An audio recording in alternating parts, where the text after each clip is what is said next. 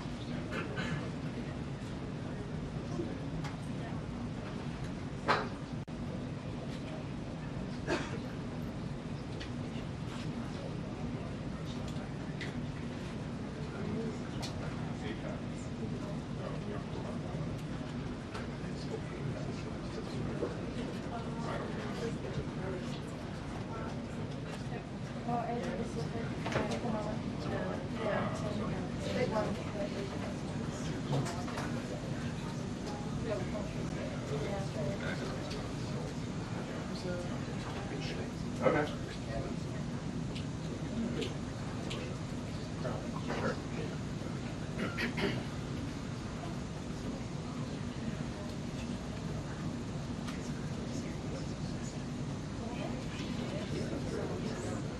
No, more than that.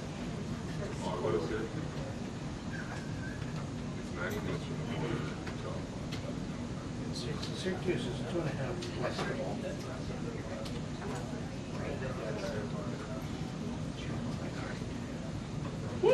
Including border. Which, by the way, should I thank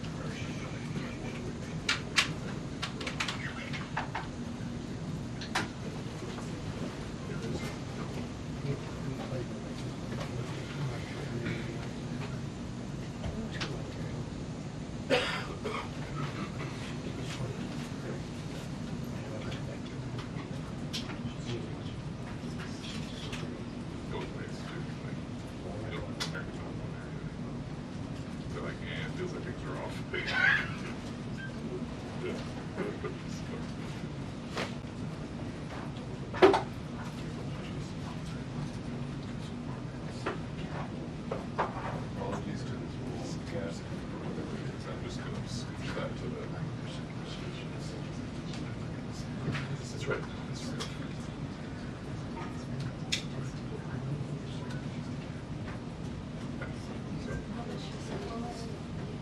Or like some others. So there's no little. So if you have anything fresh. Yeah. I prefer fresh. Yeah. Yeah.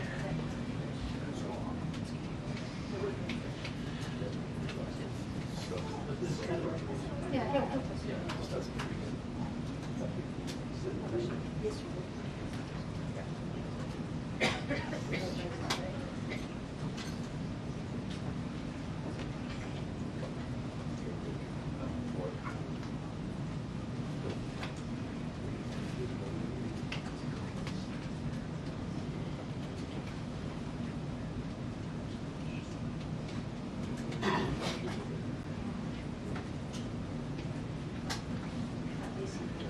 Are you holding this up? Me?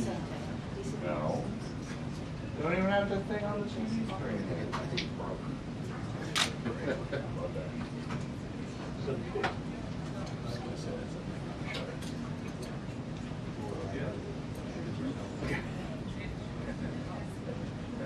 great.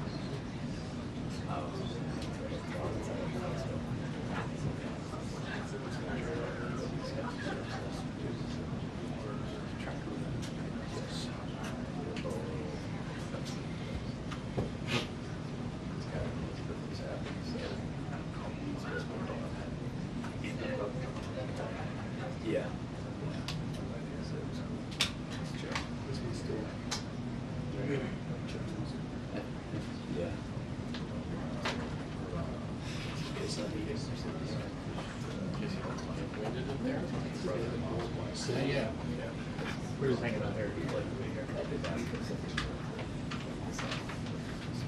years. Probably, she's like, yeah. Yeah. I think it's with.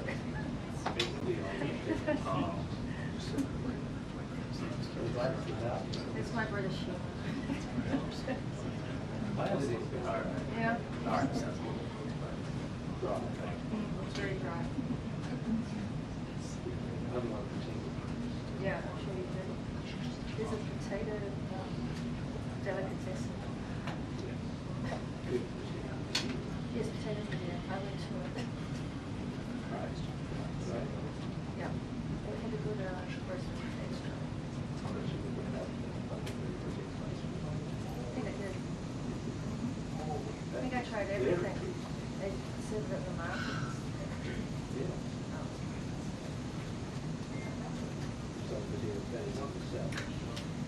I don't think I saw the potato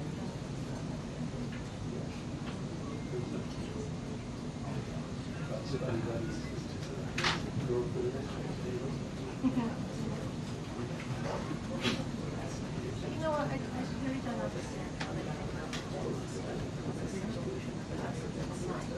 When they come up with great potato steak, great potato steaks, great something else. I know there was so much more than those windows now. I would have gone with something like that as well as a steak or something. You know, just something like that. It's very strange. But it's, I think, yes, it's more than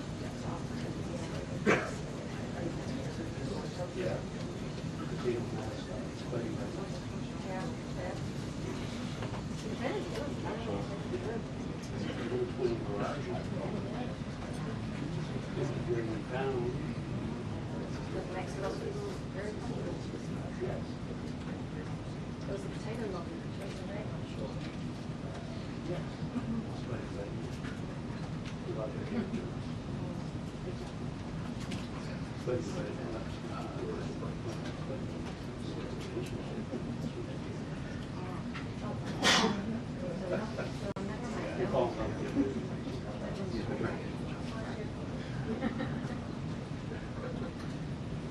I don't want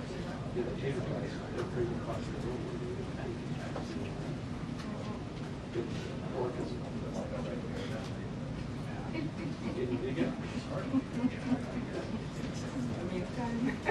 didn't have that one all the time I was living there. Come up with these yourself. But I was never there much. I was always It's in an California. amalgamation.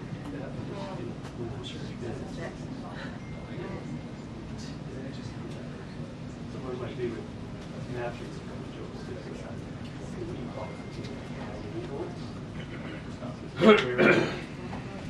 That's, you know.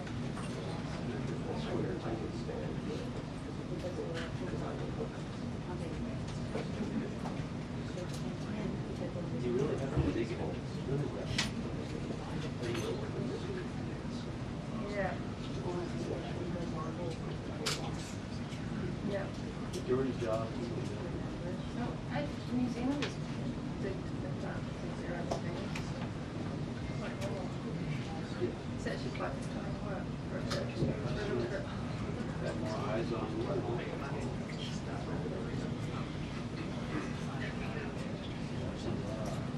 Oh my God, Trump and all that.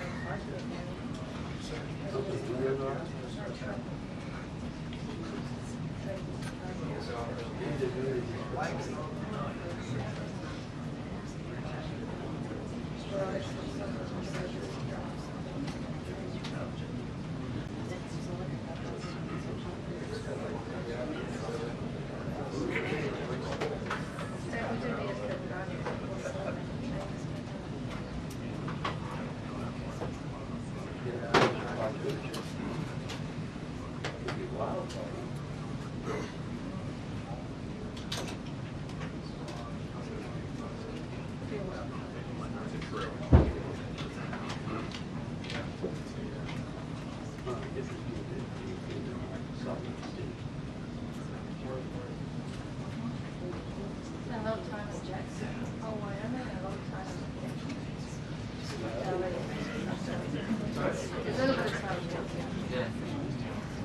prefer that way. It must be like that. The boys are sorry, right? Yeah. It's miserable. It's thick ice for this much, year of the year. Minus 29 degrees. Very strange. But it's obviously cold enough. So do I know what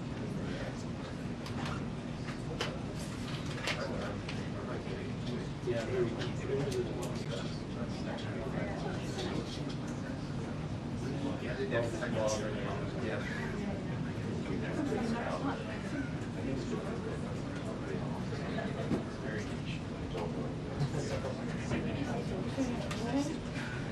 Caroline? I can give it to you.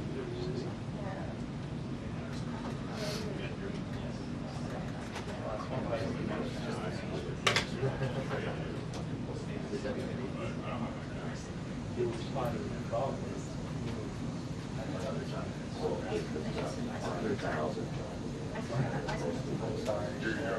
I thought I had it.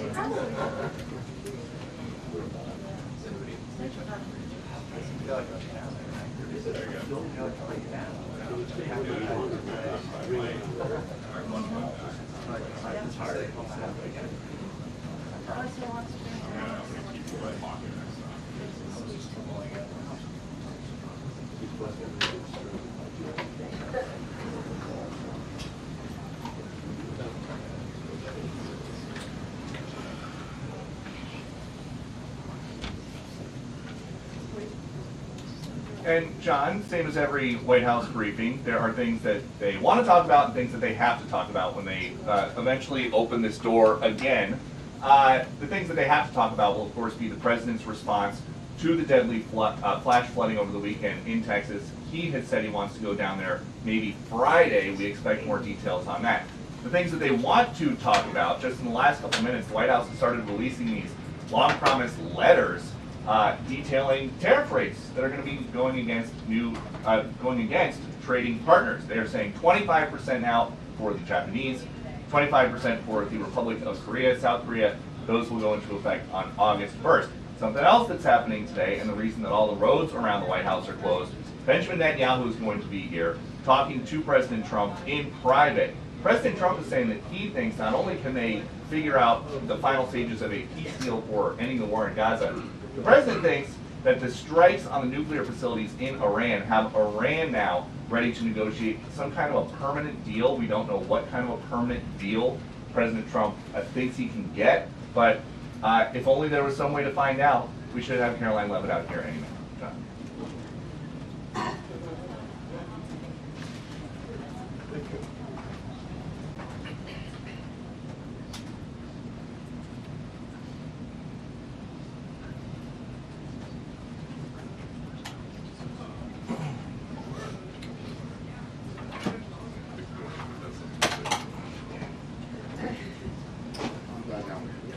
'Yeah.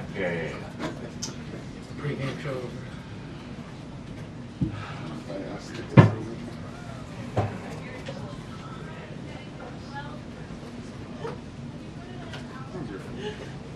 It was nice. How was your course? Did you have to work here late on Friday? Thankfully, no. Yeah, me neither. Yeah.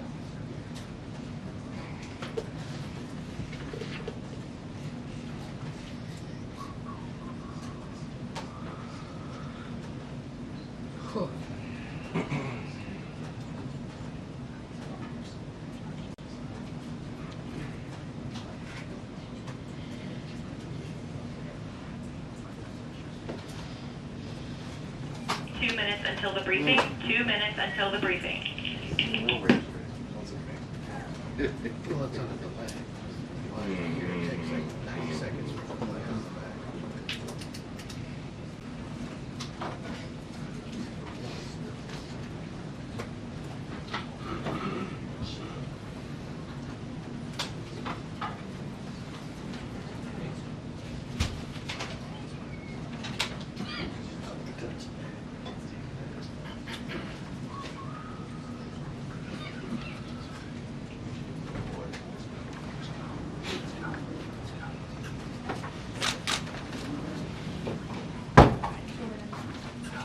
real nice to sit down every once in a while.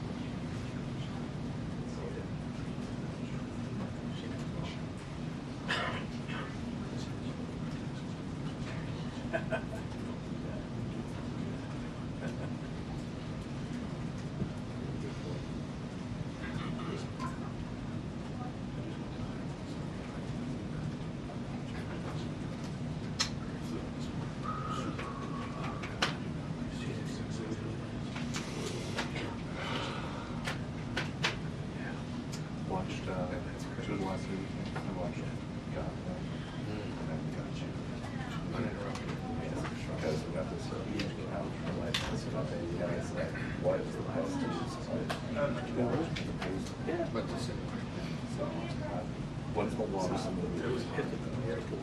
So let's get to that. I watched it, or I started watching it, like every commercial. It's still on. So one of those, they run the ads. Okay. Stretch it really. I've never seen it. It's just not black. Yeah, it's just, I think the second one's better. You know, Because it goes back into more story. yeah.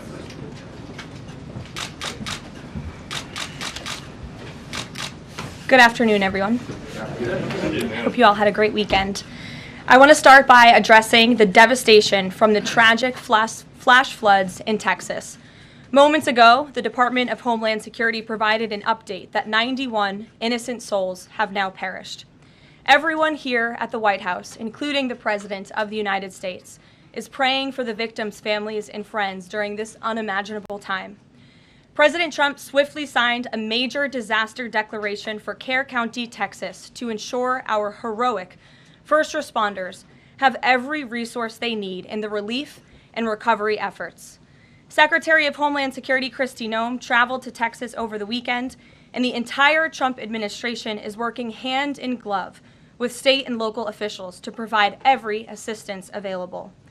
The situation on the ground remains dangerous, and there could be additional public safety threats with potential incoming heavy rain. So we encourage everyone in the area to remain vigilant, listen to all warnings, and respond accordingly. Unfortunately, in the wake of this once-in-a-generation natural disaster, we have seen many falsehoods pushed by Democrats such as Senator Chuck Schumer and some members of the media. Blaming President Trump for these floods is a depraved lie, and it serves no purpose during this time of national mourning. Here are the facts. In the lead up to this tragic natural disaster, the National Weather Service did its job. Despite unprecedented rainfall, the National Weather Service executed timely and precise forecasts and warnings. On July 3rd, the National Weather Service office in Austin, San Antonio, Texas, conducted forecast briefings for emergency management in the morning and issued a flood watch in the early afternoon. Flash flood warnings were also issued on the night of July 3rd and in the early morning of July 4th, giving preliminary lead times of more than 3 hours before flash flooding conditions occurred. And the National Weather Service office in New Braunfels, which delivers forecasts for Austin, San Antonio, and the surrounding areas, had extra staff on duty during the storms, despite claims of the contrary. So to any person who has deliberately lied about these facts surrounding this catastrophic event, you should be deeply ashamed. At this time, the administration's focus will be giving the victims and their communities the support they deserve during these recovery efforts in this tragic time. May God bless the great people of Texas, especially the parents who have lost their children. President Trump loves you. We are praying for you, and he will be traveling to see you later this week. Moving along to some further scheduling announcements. Tonight, President Trump will host the Prime Minister of Israel, Benjamin Netanyahu, for dinner, where they will discuss the positive developments taking place in the Middle East region. Tomorrow, the President will host his 6th cabinet meeting of his 2nd term. Many of you will be invited to cover that. And on Wednesday, the President will host leaders from 5 African nations for lunch in the state dining room. In other news, after the historic signing on the South Lawn of the White House on the 4th of July, President Trump's One Big Beautiful Bill is now the law of the land. Republicans in Congress met the once-in-a-generation moment and codified the Make America Great Again agenda into law. After this monumental achievement, no other president in modern history has worked harder and faster to fulfill their campaign promises than Donald Trump. The One Big Beautiful Bill will get the United States of America firing again on all cylinders. It's safe to say that over the past few weeks, the president has delivered on many, many wins. For the 4th month in a row, jobs numbers beat market expectations with nearly 150,000 good jobs created in the month of June. The American economy has now added nearly 700,000 jobs since January 2025, with American-born workers accounting for all job gains. President Trump drove illegal border crossings to another historic low in the month of June, and Border Patrol once again released 0 illegal aliens into our country. The Supreme Court stopped activist judges from imposing nationwide injunctions and cleared the way for President Trump to carry out his popular and common sense agenda. The University of Pennsylvania agreed to all of the Trump administration's demands and will now keep men out of women's sports. President Trump secured his trade deal with Vietnam, giving the United States total access to their markets. Because of President Trump's unleashing American energy dominance, gas prices are at 4-year lows. And when adjusted for inflation, gas prices are near the lowest levels we've seen in the last 20 years. NATO members agreed to raise defense spending to 5% of GDP, a foreign policy feat long thought impossible until President Trump made it happen. The Operation Midnight Hammer obliterated Iran's nuclear capabilities, taking out this imminent national security threat not just to the United States, but to the entire world. The president secured a ceasefire between Israel and Iran, ending the 12-day war. The president brokered a historic peace agreement between Rwanda and the Democratic Republic of Congo. Pakistan nominated President Trump for the Nobel Peace Prize in recognition of his decisive diplomatic intervention to prevent a nuclear war between India and Pakistan. Blue-collar wage growth has seen its largest increase in nearly 60 years, and President Trump has defeated Joe Biden's inflation crisis with core inflation at the lowest level since March of 2021. And just about all of that has happened in the last 3 weeks, and I know you all know it because you've been very busy here covering it along with us. So with that, I will take your questions today as we kick off another very busy week here at the White House. We'll lead with our new media seat, Brian Glenn, who is, of course, very present in this briefing room. He's put in a lot of hours covering this president, so we're glad you finally have a seat today. Brian, go ahead. It feels great to sit down. Thank you very much. You're welcome. I want to go back to the hurricane. You said that President Trump is scheduled to go to Texas later this week. Can you speculate on what day and what he has plans? Sure. The White House is currently arranging those travel plans. We hope that it will be later this week, likely on Friday, but of course we want to do it at the most appropriate time on the ground for state and local officials. We don't want to interrupt the recovery efforts, but we're planning tentatively for a Friday trip, and when that becomes final, we'll let all of you know, as we always do. And you gave a little bit of reaction earlier, but the National Weather Service, the union, actually publicly stated they had an adequate staff on hand to forecast and predict the storm. You shared your thoughts earlier on how the way the left has really weaponized this to blame the deaths in Texas on Trump. I want to comment on that again. Yeah, I just do think those comments are depraved and despicable, especially when so many Americans are mourning the loss of their children. The National Weather Service, as I said, did its job. Many experts, many meteorologists have said that. Many of you in the media, in all fairness, have said that as well. Unfortunately, not all. And many Democrat elected officials are trying to turn this into a political game, and it is not. This is a national tragedy, and the administration is treating it as such. We know the National Weather Service provided early and consistent warnings. They gave out timely flash flood alerts. There were record-breaking lead times in the lead up to this catastrophe. There is ongoing flood monitoring, and these offices were well staffed. In fact, one of the offices was actually overstaffed. They had more people than they need. So any claim to the contrary is completely false, and it's just sad that people are pushing these lies. Can I just get one more? Sure. Kind of a little bit of breaking news. The Department of Homeland Security is moving to end the TPS status on Honduran and Nicaraguan migrants. Yes. Any plans to adding additional countries that you could be targeting? Just a reaction. Sure.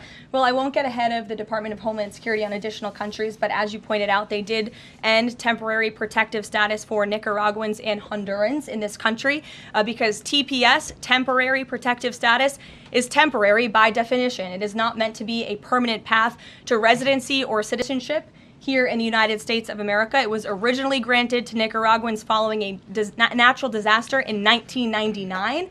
That doesn't sound very temporary to me. And as well as Hondurans in 1999 after the impact of Hurricane Mitch in 1998. And so this administration is doing what it promised to do. And if individuals from these countries want to come here, they have a legal pathway to do it, but temporary protective status was never meant to be permanent. The previous administration abused this status and this parole program, essentially treating it as such, and we're not going to tolerate that any further. Thank you, Brian. Megan. Secretary Bessent said yesterday that countries will boomerang back to the April 2nd tariff level starting August 1st. Why did the president decide to have those tariffs not take effect Wednesday as originally scheduled? And then I was also wondering if you could share, obviously we saw the letters the president sent out on Japan and South Korea, but if any other major U.S. trading partners are getting letters today. Sure, yes, I can confirm. In fact, I have those letters. If you could get me the folder with the letters in them, Liz, they're right in the previous office. I have the signed letters that went out to both South Korea and Japan today. And there will be approximately 12 other countries that will receive notification communications and letters directly from the President of the United States. And weeks ago, I stood at this podium and I told all of you that the President was going to create tailor-made trade plans for each and every country on this planet. And that's what this administration continues to be focused on. The President will also sign an executive order today delaying the July 9th deadline to August 1st. So the reciprocal tariff rate or these new rates that will be provided in this correspondence to these foreign leaders will be going out the door within the next month, or deals will be made. And those countries continue to negotiate with the United States. We've seen a lot of positive developments in the right direction, but the administration, the president, and his trade team want to cut the best deals for the American people and the American worker. That's what they're focused on. And in the effort of transparency, these letters will continue to be posted to Truth Social, so you can enjoy them yourself. Go ahead. Thanks, Caroline. Just about the visit of Prime Minister Netanyahu today, I was just wondering why that is not open to the press. Previous visits by him, we've had Oval Office press conferences. Does that reflect somehow the kind of sensitivity of this particular visit? No, they're having a private dinner. There's many important matters that are obviously ongoing in the region, as you know. The utmost priority for the president right now in the Middle East is to end the war in Gaza and to return all of the hostages. Also, as you know, there was a ceasefire proposal that Israel supports that was sent to Hamas, and we hope that they will agree to this proposal. We want to see all of the hostages released. That's on the top of the president's mind, so that will be discussed, as well as the many other positive developments we've seen in the Middle East.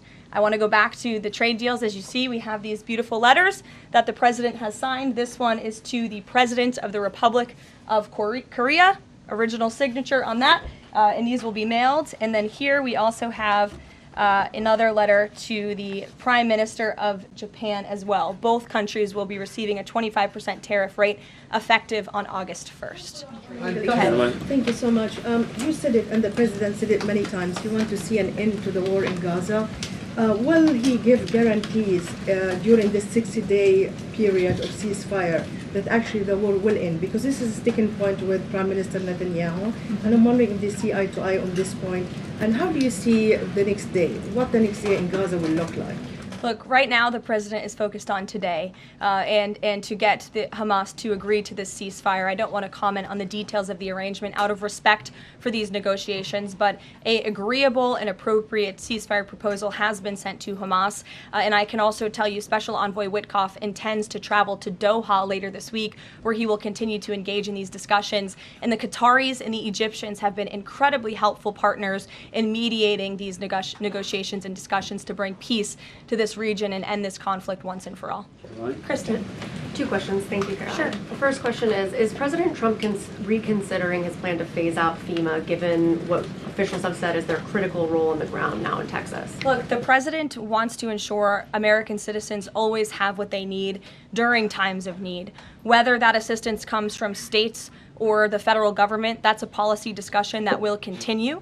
And the president has always said he wants states to do as much as they can, if not more. And in the case of Texas, the state and local officials are doing a tremendous job. And I know the president, Secretary Noem, and the federal government are very proud to be working with them. And the president has promised to give Texas the assistance that they need during this tragic time. Just one follow-up on cuts overall. Over the weekend, President Trump said that Elon Musk was a train wreck. Are there, given this current viewpoint, are there concerns within the White House or from the president himself over the cuts that happened under Musk while he was advising DOGE, including the National Weather Service? I think I've already addressed that, Kristen, and what I can tell you is that these offices were fully staffed. The San Angelo office was fully staffed with 12 forecast meteorologists. There were no vacancies. The San Antonio office was operating with 11 forecasters, and as Brian said, the union themselves said that there was adequate staffing. So I think those words speak for themselves, and the numbers speak for themselves. This was a once-in-a-century flash flood, a tragic natural disaster, and the administration is doing all that we can on the ground to help these families during this time of need. Jeff. Thanks very much, Caroline. Just following up on Kristen's question, is it still the president's plan to phase FEMA out by the end of this year? I just answered Kristen's question for you. One more, hold on, one more. Sure, I'll give it to you. Go ahead. The follow-up on trade as well. 12 more letters coming, you said. Can you give us a sense of which countries those are? I'll let the president reveal those in very due time. Keep your eyes on Truth Social. Michael, in the back. Thank you, Caroline. An armed shooter today was shot in McAllen, Texas, after opening fire on Border Patrol agents. It comes just days after Democratic Congresswoman Pramila Jayapal recently said she gets, quote, inspired when activists obstruct ICE. Does the White House expect Democrats to tone down their rhetoric in light of what we saw today in McAllen, Texas? We certainly call on Democrats to tone down their rhetoric against ICE and Border Patrol agents who, again, are everyday men and women. I would encourage AOC and other Democrats to actually meet with the United States Border Patrol. These are honorable Americans who are just simply trying to do their job to enforce the law. They go home to their families every night just like we all do, and they deserve respect and dignity for trying to enforce our nation's immigration laws and to remove public safety threats from our communities. The White House is aware of the shooting that took place today in Texas, and we are working with the appropriate federal agencies to get to the bottom of what happened. Caroline, the DOJ and FBI have now concluded there was no Jeffrey Epstein client list. What do you tell MAGA supporters who say they want anyone involved in Jeffrey Epstein's alleged crimes to be held accountable? This administration wants anyone who has ever committed a crime to be held accountable, and I would argue this administration has done more to lock up bad guys than certainly the previous administration. And the Trump administration is committed to truth and to transparency. That's why the Attorney General and the FBI Director pledged at the President's direction to do an exhaustive review of all of the files related to Jeffrey Epstein's crimes and his death, and they put out a memo in conclusion of that review. There was material they did not release because, frankly, it was incredibly graphic and it contained child pornography, which is not something that's appropriate for public consumption, but they committed to an exhaustive investigation. That's what they did, and they provided the results of that. That's transparency. Follow up on that, Sure. Caroline. Okay, so the FBI looks at the circumstances surrounding the death of Jeffrey Epstein. According to the report, this systematic review revealed no incriminating client list. So what happened to the Epstein client list that the Attorney General said she had on her desk?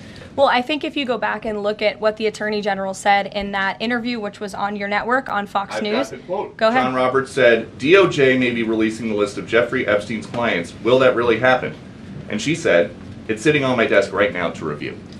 Yes, she was What? saying the entirety of all of the paperwork, all of the paper in relation to Jeffrey Epstein's crimes. That's what the Attorney General was referring to, and I'll let her speak for that. But again, when it comes to the FBI and the Department of Justice, they are more than committed to ensuring that bad people are put behind bars.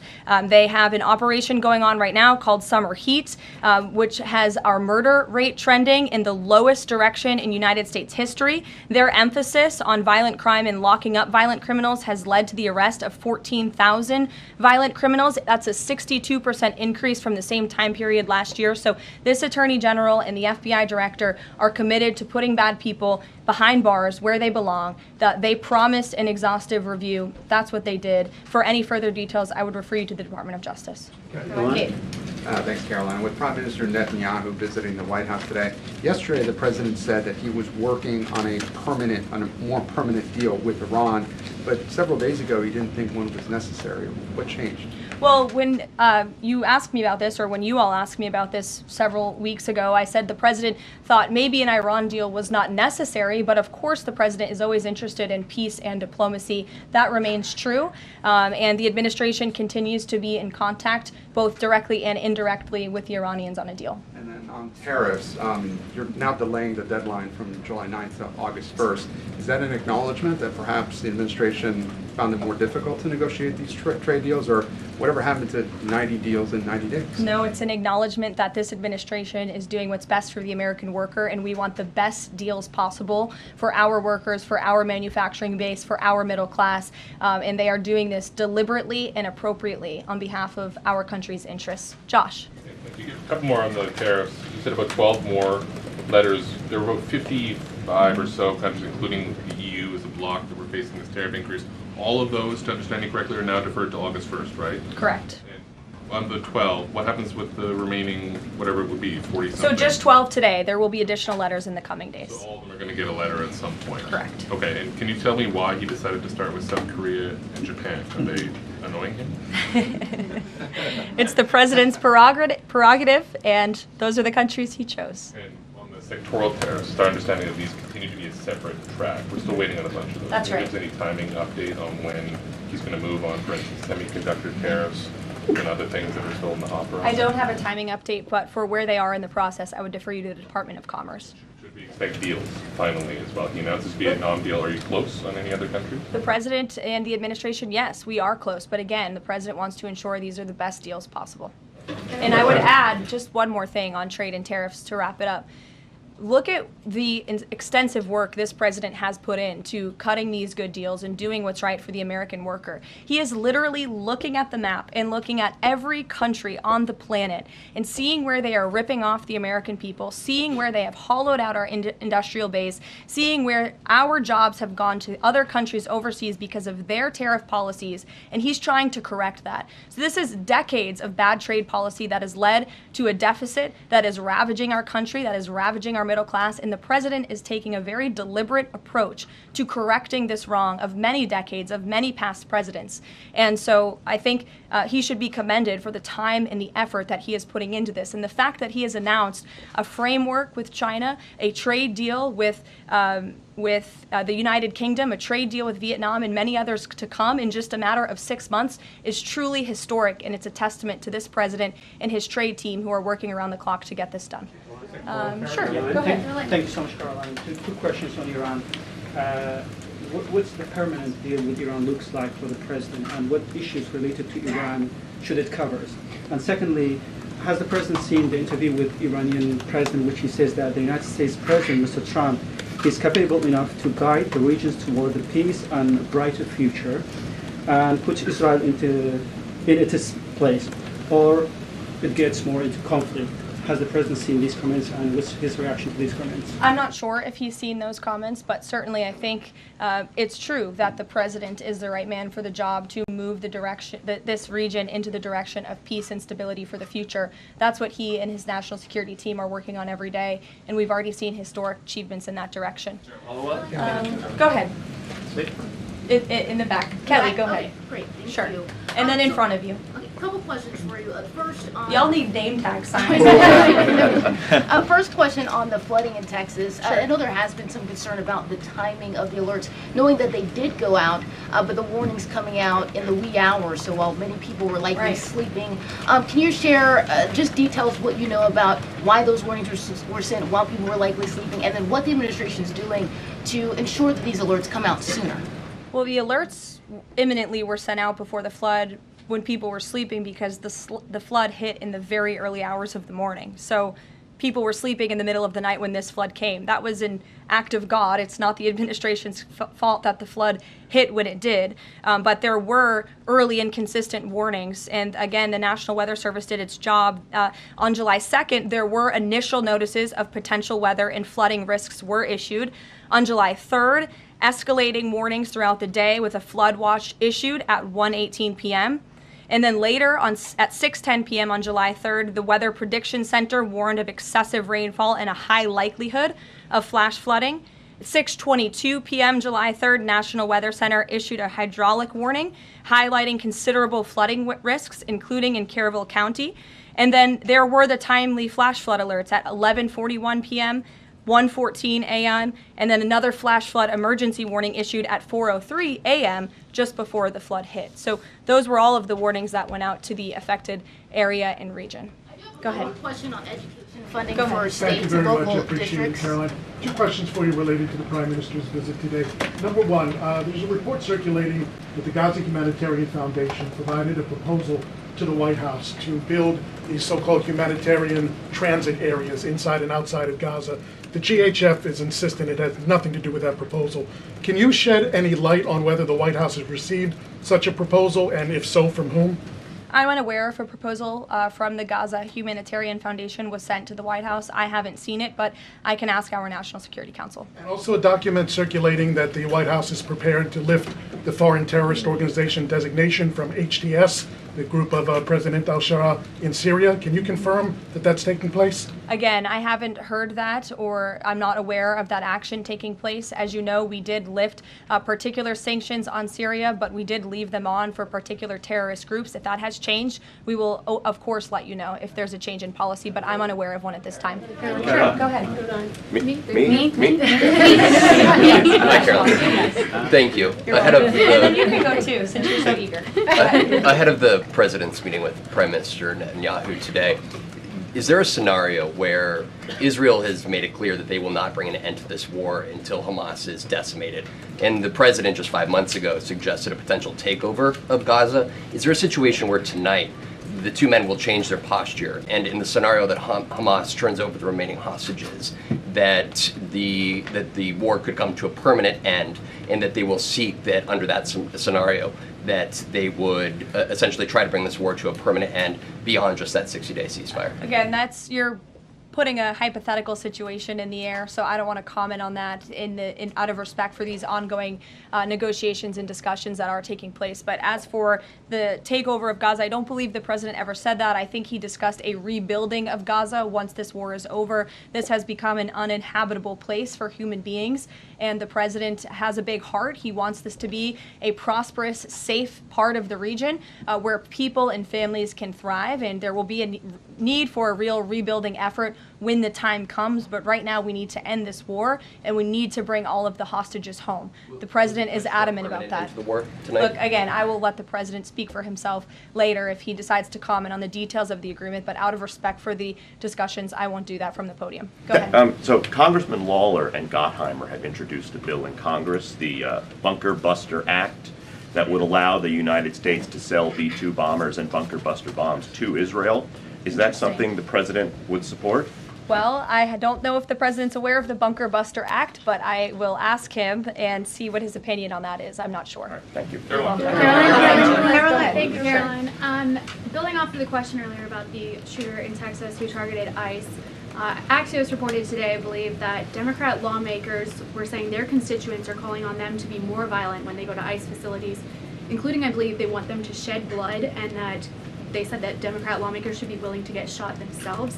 Can you respond to that, and do you have concerns that any of these lawmakers might act on the wishes of their constituents? It's hard to believe anyone with morals in this country or decency would say such a thing. Obviously, the White House condemns that rhetoric, and we condemn violence of any kind.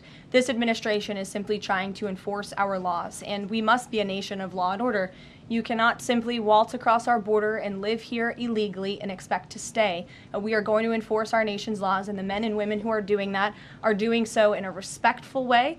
They are doing so within the confines of the law, and they are just trying to do their jobs. And we condemn any violence or any calls for violence of any kind against any American.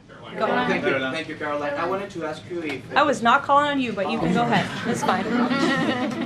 There's a lot of people in here today. President Trump already saw the letter that the Colombian President Gustavo Petro sent him, apologizing for his comments a few weeks ago, suggesting that there was an involvement from the U.S. government in an alleged coup d'etat in Colombia. And Secretary Rubio recalled the U.S. Chargé d'Affaires in Colombia. Did President Trump saw that letter, and what do you think about the comments from President Petro suggesting that the U.S. has some kind of involvement in a coup? I'm not sure if the president has seen that letter, but I can check with him in the National Security Council. We will get you a response if you follow up with my team. We will find out for you. Caroline? Sure, go ahead. Thank you. Iris, go ahead. Thank you, Caroline. Thank you, Caroline. On two topics. First, I love how excited everyone is on Monday. Yes, Raquel, you can go after. On two topics. First, tariffs. The president announced last night that any countries aligning themselves with the anti-American policies of BRICS That's right. will be charged with an additional 10% tariff. Can you tell us more details on that? What specific policies is the president talking about here? What policies should countries stay away from to avoid being subject to additional tariffs? Sure. Well, the president feels, generally speaking, that BRICS is seeking to undermine the interests of the United States.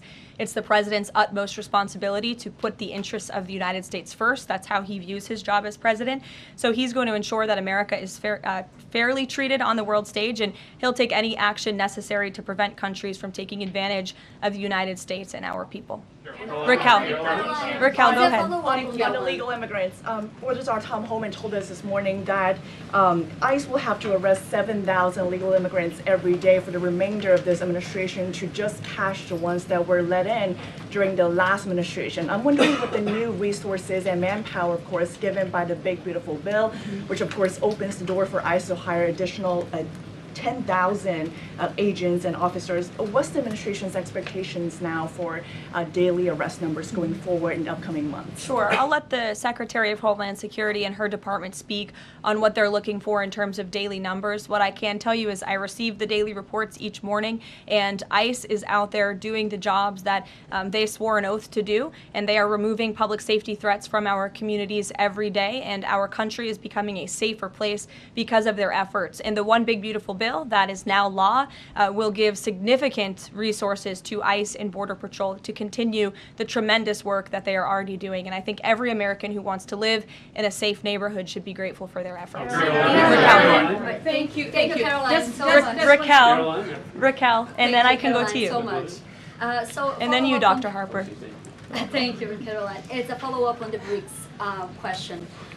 So does President Trump believe that the BRICS are getting stronger or trying to isolate the United States? And how close is he monitoring this summit that is taking place in Brazil right now? He's closely monitoring it, which is why he put out a statement himself. He does not perceive these countries as growing stronger. He just perceives them as trying to undermine the United States' interests, and that's not okay with him, no matter how strong or weak a country may be. Go ahead. Yes, go ahead. Yes. As promised, yes, go ahead. Thank you. Does Trump have a vision for post-war Gaza? You mentioned, talking about now the ceasefire, but does he support permanent or temporary Israeli presence in the Gaza Strip? Does he continue to see a continued role for the Gaza Humanitarian Foundation to continue to operate in the Gaza Strip? Well, as you know, because we've talked about it before, the president has directed aid to be moved into the region, and that has been taking place. You've actually seen people in the Gaza Strip yelling out, "Thank you, Trump," for the aid and for the meals that they have received, because the previous administration never did that for some reason. But this president, again, wants to see peace and stability in the region. So as I outlined previously, he views this part of the region as having a real chance at being peaceful and prosperous. But again, we need to end this war. We need to get all the hostages home, and Hamas needs to accept this proposal in order to do that. Dr. Harper, go ahead. I'm Dr. Anthony Harper with the Intermountain Christian News. Thank you for taking my questions.